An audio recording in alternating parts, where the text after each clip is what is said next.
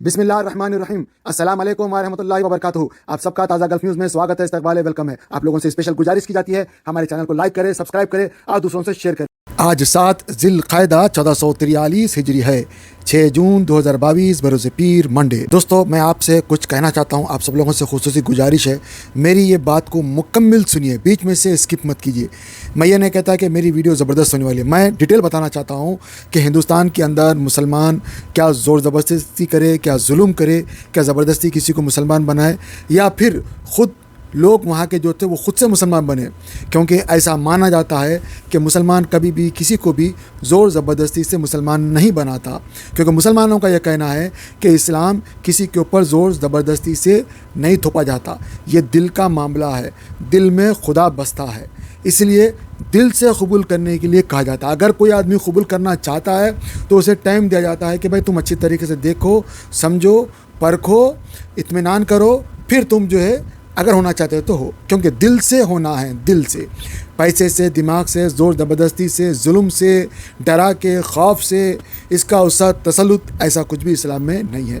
इसलिए जो आदमी दिल से कबूल करता है वहाँ पे अल्लाह बसता है, उसका कनेक्शन अल्लाह से हो जाता है और वो इस्लाम को नहीं छोड़ता, मरने तक इस्लाम को लेके ही जाता है। ये ऐसा हर मुसलमानों के अंदर ईमान है कि अल्लाह एक है, मोहम्मद सल्लल्लाहु अलैहि वसल्लम आखिरी नबी और आखिरी रसूल है। यही हमारा मानना है। अब ये देखना है कि हिंदुस्तान के अंदर क़ासिम बिन मोहम्मद ताइफ से जो आए थे, 17 साल का बच्चा था, 17 साल का बच्चा वो आया, उसके साथ होते हैं तकरीबन 200 लोग, 200 लोग। और पहले के ज़माने में ज़ाहिर बात है भाई, वो जब ट्रैवल करते हैं तो उनके पास कुछ सामान भी होता है और किश्तियाँ भी थे। जब आए थे तो वो जब किनारे लगी उनकी किश्ती तो 200 आदमी उनके साथ थे। जब वो अंदर गए तो जिस तरह आज लोग तलवार, भाला, बंदूक ये वो सब लेके आ रही, एक दूसरे के ख़िलाफ़ में लड़ाई झगड़े का माहौल पैदा कर रही, जैसा कि माहौल हो चुका है हिंदुस्तान के अंदर, ऐसा नहीं होना चाहिए था। उस वक़्त भी क़ासिम बिन मोहम्मद के ख़िलाफ़ बहुत सारे तलवारें, ये वो सारा कुछ जो औज़ार उस वक़्त का था, वो सारा कुछ तकरीबन लेके 2 लाख आदमी उनके ख़िलाफ़ में आके ठहर गए। ज़ाहिर बात है, एक जंग की तरह का माहौल हो गया। लेकिन क़ासिम बिन मोहम्मद 17 साल का बच्चा उन लोगों को समझाता है, बताता है, और उनके अखलाक़ को देख के वहाँ के लोग इतने मुतासिर हो जाते हैं, वो लोग इस्लाम धर्म को अपनाते हैं। ये बिना लड़ाई झगड़े की एक किस्म का जंग होने वाली थी, और उसके अंदर बिना लड़ाई झगड़े के दिल मिल जाते हैं तो ज़ाहिर बात है जंग नहीं होती, लोग एक दूसरे से जो है मोहब्बत करते हैं। वो जितने भी 2 लाख लोग जो होते हैं, यकीनन पूरे 100% हिंदू लोग होते हैं, वहीं के मुकामी बाशिंदे होते हैं, जो हमारे आपके सबके दादाओं के दादा परदादा लोग होते हैं, वो लोग जो है पूरे के पूरे मुसलमान हो जाते हैं। इस तरह क़ासिम बिन मोहम्मद बिना लड़े झगड़े के इस्लाम को वहाँ पे पहुँचा देते हैं। भाई आज भी दुनिया के अंदर मुख्तलिफ़ धर्म जो है हिंदुस्तान के अंदर और भी कई कंट्रीज़ में जो है पहुँचाए जा रहे हैं, जिसके अंदर लोगों को पैसा दिया जाता है, और पैसा भी दिया जाता है, तालीम भी दी जाती है, सारे कुछ नौकरी वगैरह दिया जाता है, लालच भी दिया जाता है, कुछ ले रहे हैं कुछ नहीं दे रहे हैं।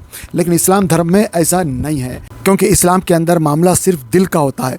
दिल से कबूल करना पड़ता है कि अल्लाह एक है, मोहम्मद सल्लल्लाहु अलैहि वसल्लम आखिरी नबी है और आखिरी रसूल है। ये दिल से मानना है। इसके लिए ना तो दिमाग का इस्तेमाल है, ना तो डर का इस्तेमाल है, ना तो पैसे का इस्तेमाल है, ना किसी पावर का इस्तेमाल है। इसके लिए ना तो ग़ुलामों को जो है डराया जाता है, ना मालिक बन के कोई डराता, ऐसा कुछ भी नहीं है, ऐसा कुछ भी नहीं है। क्योंकि ये दिल का मामला है, दिल में अल्लाह बसता है, अल्लाह का घर है दिल। और जब बंदा दिल से कबूल करता है तो वो बंदा डायरेक्ट अल्लाह से कनेक्ट हो जाता है। फिर वो जब अल्लाह से कनेक्ट हो जाता है तो इस्लाम धर्म को नहीं छोड़ता। ये है इस्लाम धर्म की हकीकत। लेकिन दोस्तों, बताया जाता है कि वो लोग आए और उन्होंने काफ़ी जुल्म किया, और उन्होंने पता नहीं क्या क्या किया, उसके ऊपर कई कहानियाँ हैं। लिखने वाले कौन लोग हैं, किस धर्म से ताल्लुक़ रखते हैं, ये भी देखना है। जबकि हिंदू और मुसलमानों के दरमियान में कोई लड़ाई झगड़ा नहीं था, लेकिन बाद में आने वालों ने जब देखा कि भाई इनके अंदर अच्छी मोहब्बत है, अच्छी अखलाक से रह रहे हैं, अच्छी मोहब्बत से रह रहे हैं, तो लड़ाई झगड़ा लगाना शुरू कर दिया है। एक तो वजह ये थी कि भाई अंग्रेज़ को हुकूमत करना था, और जो कुछ था उस यहाँ पे हिंदुस्तान के अंदर सोने की चिड़िया कहा जाता था, सब कुछ लेके जाके इंग्लैंड में रख दिया। यहाँ तक कि कोई नहीं हुआ, सारा कुछ बनाया कराया कुछ नहीं। हाँ, एक अच्छी चीज़ क्या, एक एजुकेशन का निज़ाम बहुत अच्छा काम किया। सिर्फ 4,500 लोग और 25 करोड़ उस वक़्त के जो लोग थे, 25 करोड़ लोग कहा जाता है, उनके ऊपर उसने हुकूमत की। बहरहाल जो कुछ हुआ है ये दुनिया जानती है, लेकिन हिंदू और मुसलमानों के दरमियान में कोई लड़ाई झगड़े नहीं थे, क्योंकि भाई सब आपस में रिश्तेदार भी थे, आपस में बंधु थे। अब यही जो अब स्क्रीन के ऊपर देख रहे हैं, भागवत साहब ने कहा है कि भाई जो कुछ पहले हो चुका है इसमें ना तो हिंदुओं की गलती थी ना तो मुसलमानों की गलती थी, इसमें आज के लोगों को कोई गलती का इल्ज़ाम नहीं दिया जा सकता जो पहले के लोगों ने किया। ज़ाहिर बात है पहले के लोगों में अच्छे भी लोग थे, बुरे भी लोग थे, हम सबको 100% अच्छे बोलकर नहीं बोल सकते। ज़ाहिर बात है कोई अच्छे भी है, बुरे भी है, रहते हैं, हर टाइम में रहते हैं। तो इन्होंने कहा कि भाई वो जो भी गलतियाँ थे आज के, ना तो हिंदुओं को गलती दे सकते ना तो मुसलमानों को गलती दे सकते। इन्होंने दूसरी अच्छी बात यह की कि पूरे के पूरे लोगों का DNA एक ही है, 100% सबका DNA एक है, क्योंकि उस वक़्त के जो भी लोग थे वो 100% हमारे बाबा दादा जो भी थे, हिंदू मुसलमान के जो भी थे, वो एक ही लोग थे, वो एक ही बाबा दादा थे, उन्हीं की नस्लें हैं, उन्हीं का जनरेशन आज जो भी है। और हमारा ये भी मानना है कि उनके जो बाबा दादा जो भी जा रहे हैं वो हज़रत आदम अलैहिस्सलाम तक जा रहे हैं। और आदम अलैहिस्सलाम को अल्लाह ने जन्नत से जब निकाला था तो फिर अल्लाह ने हिंदुस्तान की सरज़मीन पे भेजा और अम्मा हवा को अरब की सरज़मीन पे भेजा। तो बहरहाल तो अल्हम्दुलिल्लाह सभी लोगों का DNA, इंसानों का DNA है और आदम अलैहिस्सलाम का DNA है, और यहाँ हमारी माँ जो अम्मा हवा है जिनका जिद्दा के अंदर मकबरा है। और बहरहाल दोस्तों ये अपनी जगह बात है। अब जबकि हिंदुस्तान के अंदर जो है बाज़ लोगों को मालूमात नहीं है, वो जो है आज भी लड़ाई झगड़ा लगाने के अंदर है और इंतशार पैदा करते रहते हैं। जी BJP के अंदर बहुत सारे मुसलमान हैं, मुख्तार अब्बास नकवी है, शाहनवाज हुसैन है और बहुत सारे लोग हैं, बहुत सारे जाने पहचाने मुसलमान हैं उसके अंदर, केरला के गवर्नर है, बहुत सारे लोग हैं। तो BJP को ये नहीं कह सकते कि भाई वो हिंदुओं की पार्टी है। हाँ वो हिंदुओं के लिए काम करे, लेकिन वो देश की जो है हुकूमत चलाती हो, इसलिए हिंदुओं की पार्टी भी नहीं बोल सकते, उसके अंदर मुसलमान भी है। तो अब ये भागवत साहब जो है उन्होंने, जो RSS के प्रमुख है, उन्होंने कहा कि भाई जो कुछ हुआ है पहले उसका इल्ज़ाम हिंदुओं के ऊपर ना तो मुसलमानों के ऊपर नहीं दिया जा सकता। मौजूदा जो लोग हैं और सबको मिलजुल के रहना चाहिए, और किसी भी मस्जिद को जो है शिवलिंग है बोल के नहीं तोड़ा जा सकता, ये भी अच्छी बात कही उन्होंने। और सब लोगों को वाकई मिलजुल के रहना चाहिए, मोहब्बत से रहना चाहिए, ये पॉलिटिक्स का कोई फ़ायदा नहीं है। लेकिन अभी क्या हो गया कि भाई एक लोगों के अंदर एक अलग सा तासुब पैदा हो गया था और लोगों के अंदर एक अलग से चल रहा था। स्क्रीन के ऊपर आप देख सकते हैं, ये भाई साहब भी जो है बहुत कुछ बातें बोलते हैं और मुसलमानों के ख़िलाफ़ ये बकते रहते हैं। अल्लाह ने, मैं क्या बोलूँ इनको, अल्लाह ताला हम सबको हिदायत दे, इनको भी हिदायत दे, इनके घर वालों को भी हिदायत दे। और नुपुर शर्मा, जब नुपुर शर्मा ने जब बात की थी हुज़ूर सल्लल्लाहु अलैहि वसल्लम के ख़िलाफ़ में, तो ये उनकी तायद में आ गए खुल्लम खुल्ला, और भी बहुत सारे लोग करे। लेकिन आज मैं दोस्तों आपको एक बात बताना चाहता हूँ, जो लोग भी within the limit, within the boundary Muhammad सल्लल्लाहु अलैहि वसल्लम के ख़िलाफ़ या मोहम्मद सल्लल्लाहु अलैहि वसल्लम के ख़ानदान के ख़िलाफ़ जिसने भी बोला है, within the limit, within the boundary limit, अल्लाह ने उसे उमर रज़ी अल्लाह अन्हु की तरह हिदायत दे के ईमान वाला बना दिया, मुसलमान बना दिया। एक बात ये भी है, जो लोग ज़्यादा बोल रहे हैं ना, उनके लिए बात बता रहा हूँ, उनके लिए बात बता रहा हूँ, वो जल्दी मुसलमान हो जाते। अब आप एक मिसाल दे सकते हैं कि भाई जो बाबरी मस्जिद जब शहीद हुई थी, शहीद करने वाले जो मेन जो लोग थे, 3 एक्यूज़ जो सबसे पहले बाबरी मस्जिद को शहीद किए थे, वो तीनों लोग इस्लाम धर्म अपना लिए, इस्लाम धर्म को अपना लिए तीनों लोग। और बलबीर सिंह से जो है वो मुसलमान हो गए, आमिर साहब बन गए, और एक साहब थे और 2 साहब थे, उन्होंने भी जो है मुसलमान बन गए, क्योंकि उनके अंदर जो है जो अंधेरा था एकदम रोशन हो गया और उनको इस्लाम साफ साफ दिखाई दिया। इसलिए जो भी लोग इस्लाम धर्म के ख़िलाफ़ बोल रहे हैं उनको तो कोई फ़र्क नहीं पड़ेगा, लेकिन जब अल्लाह के रसूल मोहम्मद सल्लल्लाहु अलैहि वसल्लम के ख़िलाफ़ बोलेंगे, सच्चे नबी सच्चे रसूल के ख़िलाफ़ बोलेंगे, क़यामत तक आप ही आखिरी नबी आखिरी रसूल है, क़यामत ख़त्म हो जाएगी, आप ही आखिरी नबी आखिरी रसूल है, ये मानना है हम लोगों को। तो जो भी लोग बोलेंगे मोहम्मद सल्लल्लाहु अलैहि वसल्लम के ख़िलाफ़ या आपके ख़ानदान के ख़िलाफ़, तो वो इस्लाम के दायरे में आ जाएंगे। और अगर कोई भी आदमी लिमिट के बाहर चला गया, बाउंड्री को तोड़ दिया, तो फिर अबू जहल और अबू लहब की तरह अल्लाह खुद देख लेगा, अल्लाह खुद अज़ाब देगा। हमको कोई कुछ करने की कोई ज़रूरत नहीं है, कुछ भी नहीं होता, हम कुछ कर भी नहीं सकते, लेकिन करने वाला अल्लाह है, क्योंकि अल्लाह ने मोहम्मद सल्लल्लाहु अलैहि वसल्लम को सच्चा नबी बना के भेजा, सच्चा रसूल बना के भेजा। कोई नहीं मानते, नहीं मान रहे, उनकी अपनी मर्ज़ी है, लेकिन जब ऑल फॉल बोलते हैं, लिमिट के बाहर चले जाते हैं, बाउंड्री को तोड़ देते हैं, तो अल्लाह ताला अबू जहल और अबू लहब की तरह उनको अल्लाह ताला अज़ाब देता है। दुनिया जानती है, दुनिया जानती है, ये कोई बड़ी बात नहीं है, ढकी छुपी बात नहीं है, आप देख सकते हैं। इसीलिए मैं कहता हूँ दोस्तों, हर एक को कहता हूँ कि सबको मिलजुल के रहना चाहिए, आपस में मोहब्बत से रहना चाहिए। और दूसरी ख़ास बात दोस्तों ये है कि जब कोई भी आदमी जब ऐसा बोल देता है ना, उसको डरना भी चाहिए, क्योंकि अब वो अल्लाह के अज़ाब में आ चुका है। अब वो जाने अल्लाह जाने, हमारा काम इसके अंदर नहीं है। हमारा काम सिर्फ हिदायत के लिए दुआ करना है, हमारे के लिए दुआ करते हैं। अब मैं आप स्क्रीन के ऊपर आप देख सकते हैं तमाम चैनल वालों ने क्या लगाया था पहले और अब क्या लगा रहे हैं। यही नुपुर शर्मा है पहले कहती थी कि भाई मेरे साथ देश के वज़ीर आज़म हैं, अमित शाह है और फलां आदमी मेरे साथ है, ये सब कहते थे। अब इनको 6 साल के लिए बैन कर दिया गया, सस्पेंड कर दिया गया। इनको तो जेल हो जाना चाहिए था, इनको जेल नहीं दी गई है और 6 साल के लिए निकाल दिया गया है। और वो जो साहब जो बहुत कुछ कहते थे और देश विरोधी नारे लगा रहे बोल के कई लोगों के ऊपर इल्ज़ाम भी लगाए थे वो, और उनको भी जो है परमानेंट सस्पेंड कर दिया गया, परमानेंट निकाल दिया गया उनको पार्टी से। और एक लेटर भी लिखा गया ये लिखा गया है लेटर के अंदर कि हम तमाम धर्मों का रिस्पेक्ट करते हैं और धर्मों के बारे में किसी को भी इजाज़त नहीं है बोलने की, और जो बोल रहे हैं ये उनका व्यक्तिगत मामला, उन्होंने बोला, हमने पार्टी ने नहीं बोला, और हम ऐसा बोलने की वजह से सज़ा दे रहे हैं, ये साफ साफ लिखा गया है। और क्यों हुआ ये मामला, आज क्यों हुआ? क्योंकि ट्विटर की तरफ से बताया गया है कि भाई हैशटैग चल रहा है और बड़े बड़े जो भी लोगों के कंपनियां थे जिनका, जैसे हिंदुस्तान के बड़े बड़े कंपनियां, भाई जाहिर बात है मैं भी इंडियन हूँ तो मैं भी इंडियन सामान लेता हूँ, A to Z इंडियन सामान लेता हूँ, तमाम इंडियन सामान मैं लेता हूँ, मुझे खुशी होती है इंडियन सामान लेने से। लेकिन वो सब सामान को बैन कर दिया गया है और ट्विटर के ऊपर जो है ट्वीट चल रहे हैं, हज़ारों ट्वीट, मिलियंस में ट्वीट चल रहे हैं और बताया जा रहा है कि भाई ये सब सामान बैन कर दो, मत लो, इनके जो लोग हैं उनको निकाल दो, क्योंकि यहाँ पर जो है हमारे मोहम्मद सल्लल्लाहु अलैहि वसल्लम के बारे में बात हो रही है, हम बर्दाश्त नहीं कर सकते बोल के मुख्तलिफ़ किस्म के बातें वहाँ पे ट्विटर के ऊपर लोगों ने अपनी राय और प्रतिक्रिया दी हुई है। उसके अंदर बहुत सारे बड़े बड़े स्कॉलर्स भी हैं जो अरब कंट्री से जिनका ताल्लुक़ है, उन लोगों ने भी दिया हुआ है। तो अब इसको देखते हुए बीजेपी के जो बड़े हैं उन्होंने फ़ौरन इन दोनों को निकाल दिया। 6 साल के लिए नुपुर शर्मा को निकाल दिया और परमानेंट जो है वो साहब को भी निकाल दिया। मैं उनका नाम भूल रहा हूँ, पता नहीं क्या नाम है, बहरहाल आप स्क्रीन के ऊपर देख रहे हैं, ये मुख्तलिफ़ चैनल्स के है, आप देख रहे होंगे।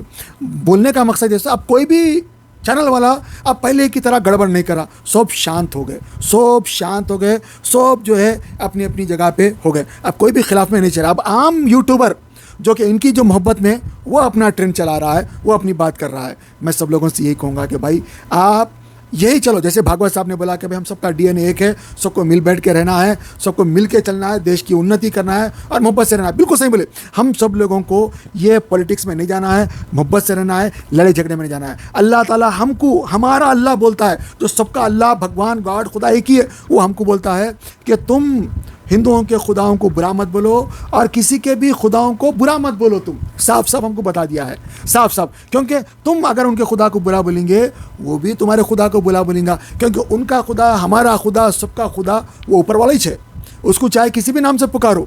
मैं अगर हिंदुओं के खुदा को, भगवान को अगर कुछ भी खुदा ना खास्ता अगर मैं बोलता हूँ बुरा है, तो मैं अल्लाह कुछ बुरा बोल रहा हूँ, खुदा ना खास्ता, ये गलत है, ये नहीं बोलना चाहिए। अल्लाह माफ़ करे, अस्तगफिरुल्लाह, समझाने के लिए बता रहा हूँ। तो मैं चाहे हिंदुओं के भगवान को बुरा बोलूँ या हिंदुआ मेरे भगवान को बुरा बोले, वो एक ही बात है, क्योंकि सबका पालने वाला, सबका मालिक वो ऊपर वाला ही है। तो लिहाजा हमको ऐसा नहीं बोलना चाहिए। हम सबका मालिक, हम सबका पालने वाला, हम सबका खुदा, गॉड, भगवान ऊपर वाला है, इसको समझ लेना चाहिए।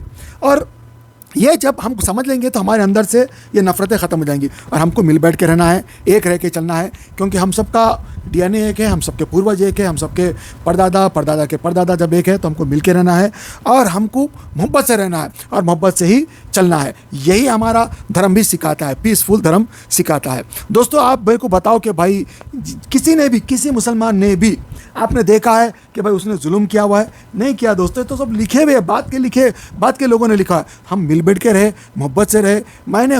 मैंने खुद देखा है कि बहुत सारे मुसलमान जब जाते हैं रोड के ऊपर नमाज़ पढ़ने के लिए, तो बहुत सारे पंडित लोग बोलते हैं कि आओ हमारे पास मस्जिद में नमाज़ पढ़ो, रोड पे क्यों पढ़ रहे हैं? ऐसे भी लोग, मैंने खुद बचपन में स्कूल में, हिंदू स्कूल में मैंने तालीम हासिल की, वहाँ मेरे दोस्त हिंदू थे, उन्होंने जो है अपने वहाँ पे ले आके मुझे खाना खिलाया उनके होटलों में। मैंने खाना खाया, एक ने कई वहाँ पे जो है हिंदुओं के होटलों में मैंने खाना खाया।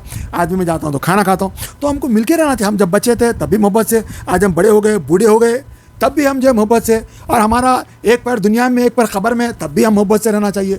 इसलिए दोस्तों मैं सब लोगों से रिक्वेस्ट करता हूँ, लड़ाई झगड़ा पॉलिटिक्स छोड़ो, इसमें हमारा कुछ भी फ़ायदा नहीं है। जो पॉलिटिकल, जो बड़े बड़े लीडर है, चाहे हिंदुस्तान में हिंदुओं के हो या मुसलमानों के, जो भी बड़े बड़े पॉलिटिकल लीडर है, उनके बच्चे अमेरिका लंदन में पढ़ रहे हैं और क्या पढ़ रहे हैं, बड़ी बड़ी तालीम हासिल कर रहे हैं। वो लड़ाई झगड़े में नहीं पड़ रहे, तो हम क्यों लड़ाई झगड़े में पड़े? हम भी आए, मिल के रहे, आपस में मोहब्बत से रहे, एक दूसरे का ख्याल करे और एक दूसरे की ज़रूरत पूरी करे। अगर कोई परेशान है तो उसकी परेशानी दूर करे, अगर कोई बीमार है तो उसकी बीमारी में जाए, उसकी बीमार पुरसी को दूर करे और आपस में मोहब्बत से रहे। अगर किसी को जो है शादी ब्याह में पैसे की ज़रूरत है, हम उसकी मदद करें, और अगर किसी को जो खून की ज़रूरत है उसको दे, उसकी मदद करे, और मदद करे, भाई बहन बन के मदद करे, क्योंकि हम लोगों का सबका पूर्वज एक है, सबका DNA एक है, तो हम सब लोग अपने भाई बहन समझ के मदद करेंगे तो हमारे अंदर भी मोहब्बत आएंगी। दोस्तों, ये पॉलिटिकल पार्टी से ये जो इससे कोई फ़ायदा होने वाला नहीं है। आप स्क्रीन के ऊपर देख सकते हैं, पहले यही औरत थी जो है ये नुपुर शर्मा को ला के जो है वरगला के जो है बात कर दी और लड़ाई झगड़ा लगा दी, बाद में उसका डिलीट कर दी। लेकिन दोस्तों, ऐसा लड़ाई झगड़ा लगाने से कोई फ़ायदा नहीं। हमको मोहब्बत से रहना है, मोहब्बत से रहिए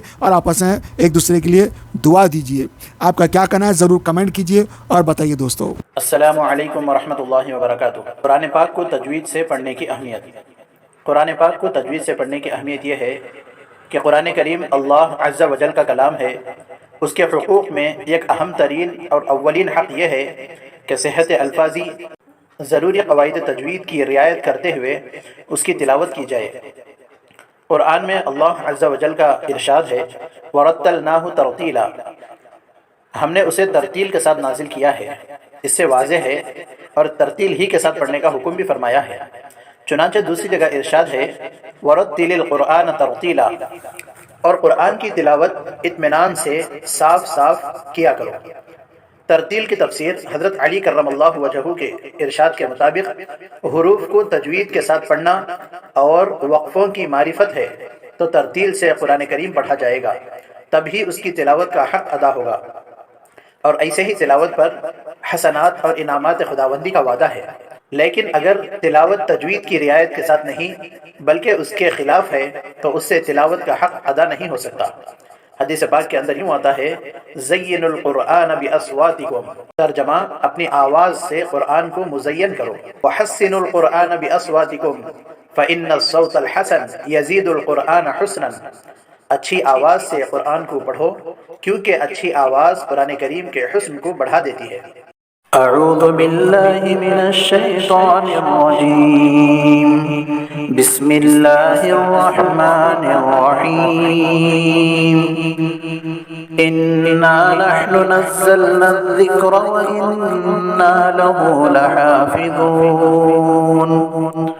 वक़ाल फ़ी मौज़िइन आख़र, वलक़द यस्सरनल क़ुरआन लिज़्ज़िक्रि फ़हल मिन मुद्दकिर।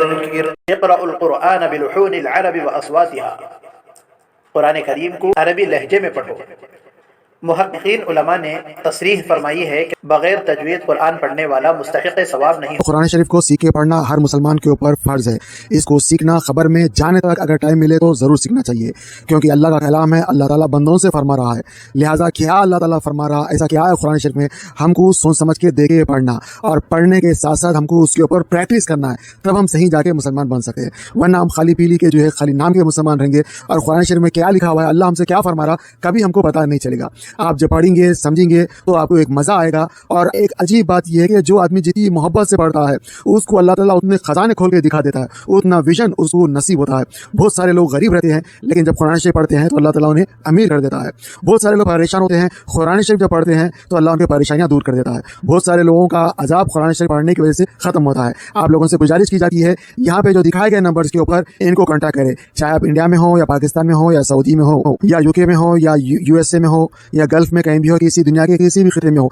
आप लोगों से गुजारिश की जाती है कि आप लोग भी अगर पढ़ाना चाह रहे हैं तो मुझे नंबर दे, मैं अपने चैनल के ऊपर फ्री ऑफ कॉस्ट प्रचार करता हूँ। दूसरी बात, अगर कोई पढ़ना चाहता है तो याद रखिए, अगर आप इंडिया के हैं तो इंडिया का नंबर है, पाकिस्तान के है तो पाकिस्तान का नंबर है, UK के है तो UK का नंबर है, गल्फ के है तो गल्फ का नंबर है। किसी से ही पढ़ ले, पर्देदार ख़वातीन भी पढ़ा रही है, मर्द हज़रात भी पढ़ा रहे हैं। आपको पढ़ना है, आप हो या मैं हो, ज़रूर पढ़ना चाहिए, वरना बहुत बड़ी गलती हो जाएगी। अल्हम्दुलिल्लाह रब्बिल आलमीन, सारी तारीफ़ अल्लाह के लिए, लेकिन अगर आप गलती पढ़ देंगे तो सारी तौर पर अल्लाह के लिए हो जाएगी। तो मेरे को माफ़ करे और मेरे लिए भी दुआ करे, अपने लिए भी दुआ करे। अल्लाह सबको हिदायत दे, आपस में मोहब्बत दे और कुरान शरीफ से इश्क दे, सिखा, समझा, पढ़ा और अमल करा। आमीन।